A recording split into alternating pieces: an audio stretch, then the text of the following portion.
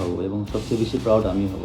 I hope যে আপনার ক্রিকেটের বাইরে ছিলাম টোটালি, কারণ আসলে দর্শক, এবার কপাল খুলে গেল বাংলাদেশের 3 তারকা ক্রিকেটারে।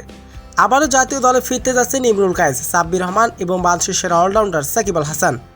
দলের বেহাল অবস্থা দেখে বিবেচনা করে এবার দলে ফেরাতে যাচ্ছে বিসিবির নতুন সভাপতি আমিনুল ইসলাম বুলবুল।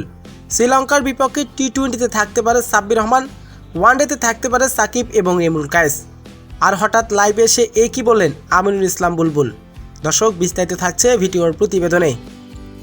দর্শক, দলের বেহাল অবস্থা দেখে বিবেচনা করে এবার দলে ফেরাতে যাচ্ছে বাংলাদেশের 3 তারকা ক্রিকেটার সাব্বির, সাকিব এবং ইমরুল কায়েসকে।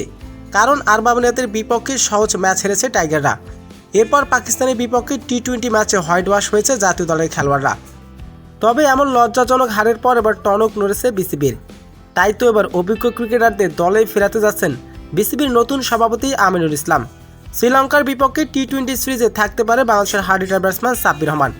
মিডল অর্ডারে যেখানে সবাই হবেন ব্যর্থ, সেখানে ব্যাট হাতে 4 ছক্কার টান্ডফ দেখাতে পারেন সাব্বির।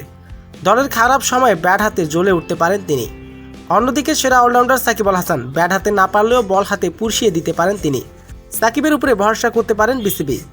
অন্যদিকে সর্বকালের সেরা ওপেনার ইমরুল কায়েস, যেখানে ওপেনিংয়ে ব্যর্থ সেখানে ইমরুল কায়েস হয়ে উঠতে পারে সবার থেকে সেরা। ইমরুল কায়েসের দুর্দান্ত পারফরমেন্সে আবার জাতীয় দলে ফেরার আভাস দিচ্ছেন। তো দর্শক, সাব্বির, সাকিব এবং ইমরুল কায়েস জাতীয় দলে ফেরার আপনার কেমন লাগবে? দর্শক, জানিয়ে দিন আপনার মূল্যবান মতামতটি কমেন্ট বক্সে।